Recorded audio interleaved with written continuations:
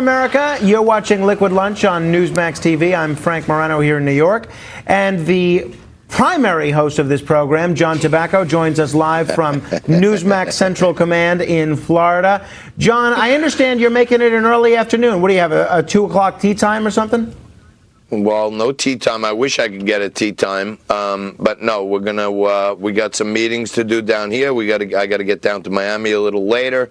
I'm getting evicted from the studio because our rabbi down here, Johnny Bachman's, got to do an interview. So I'm gonna entrust you with the last 30 minutes. And I'm not the primary host of the show. I'm not the normal host of the show. I couldn't be primary because we're a team. We're co-hosts, so we're equal on that. Well, fair Find enough. out something else. Well, your How name, about the usual host. your name's above the title, as directed by management. So that makes you the primary in my book. John, so let me get your take on what we're seeing in our neighbor to the north, Canada.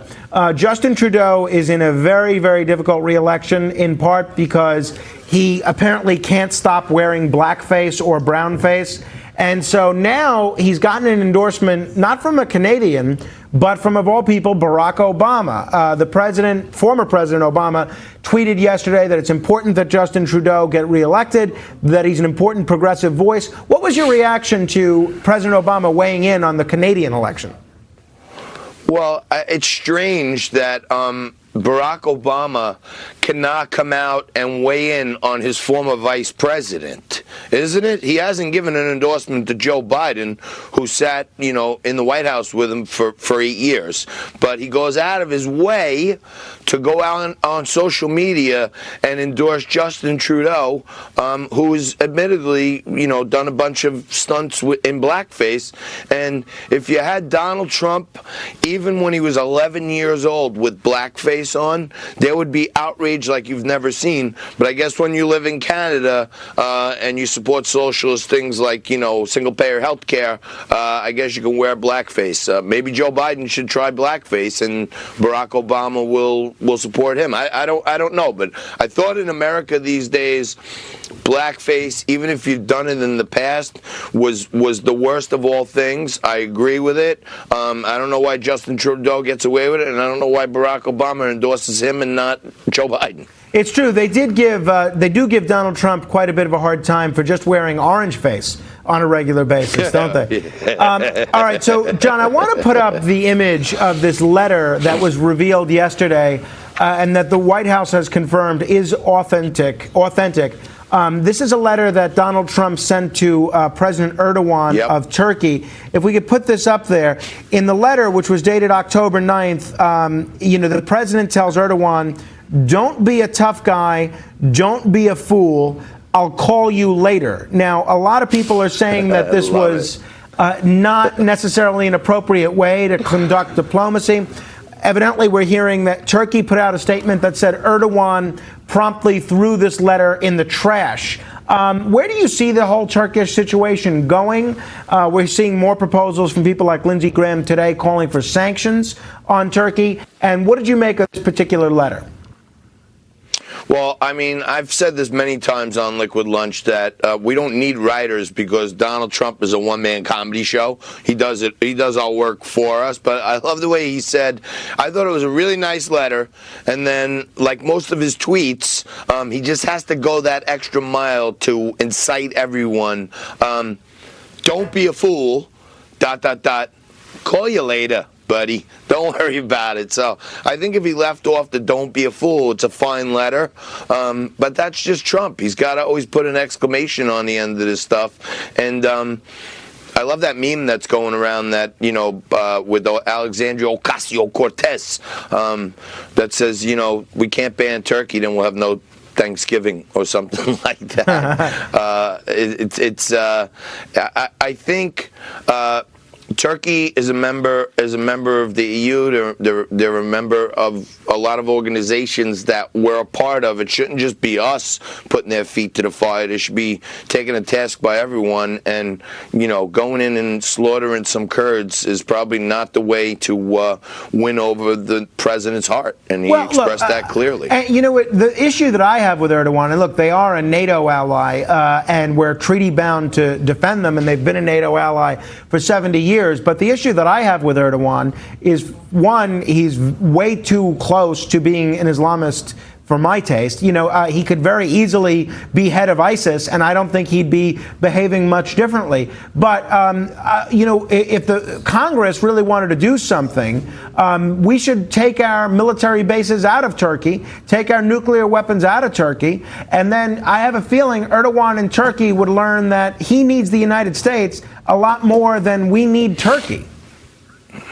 Yeah, I think you're right. And I personally love Turkish taffy, so I hope that, at least Turkey's around for some amount of time until I restock myself. But, on a serious note, Frank, Turkey has been a weird thing for us. And right now, the Turkish economy is in the tank. There was an old Peter Sellers movie called The Mouse That Roared. And if you ask me, this is a lot of saber rattling by Erdogan because their economy is doing so bad that he needs to, he's going to start attacking this little band of people because he wants to try to extract something out of the U.S. to help their economy. And if you ask me, that's all this comes down to. All right. Well, so, John, since you've decided to leave early, and I usually wait to the end of the show to correct you, let me correct a couple of mistakes now. Let's do it. Let's do it. I usually drink here, but I'll have a water. You indicated that the Kurds were our allies when our ally in the situation, according to treaty, is Turkey. The Kurds are a stateless ethnic group. They helped us fight ISIS. You know why? Because ISIS was trying to eradicate them.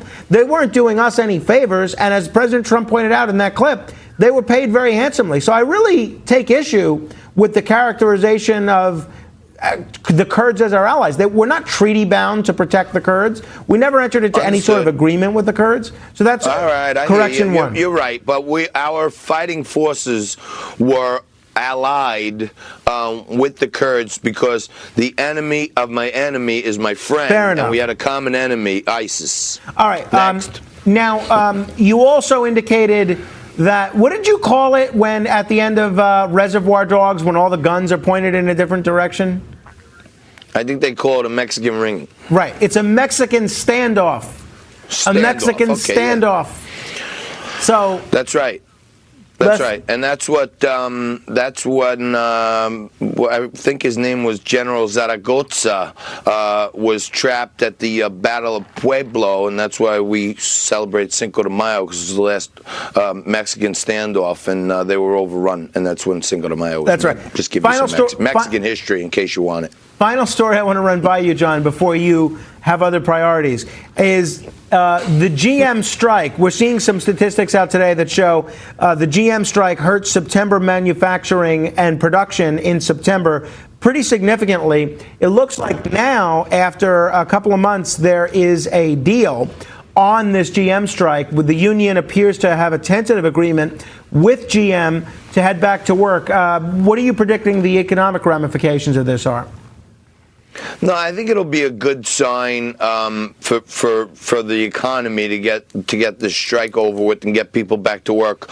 But you said something really interesting. The union has struck a deal. More and more, Frank, people are coming up to us all the time and saying, hey, I checked out Liquid Lunch. It's really good. I like when you're talking about the purple people. And I talk to a lot of union people, sanitation men, cops, firemen. They're in unions, and people are saying more and more that the union is doing less and less and less for them because of technology, because of regulation. There's less areas where unions can pull graft out and line the executive leadership's pockets. All right, well, so this is one time where the union did something good, but I think unions are facing an existential threat. Well, look, I think unions have done a lot to secure things like a 40-hour work week and end child labor laws. I think the mistake that a lot of the private sector unions, like these GM workers, make is aligning themselves with the government unions, which haven't always had the best interests of the public at heart. But speaking of doing less and less, John Tabacco has decided he's doing less and less work these days. He is leaving his own show. We're changing the graphic to Frank Morano's Liquid Lunch, and we'll be back next with Tisha Powell. John, I'll see you tomorrow in New York, my friend. Back at you tomorrow, Frank. Thank you, buddy. All right. We'll continue next with Tisha Powell on Liquid Lunch on Newsmax TV. No flipping.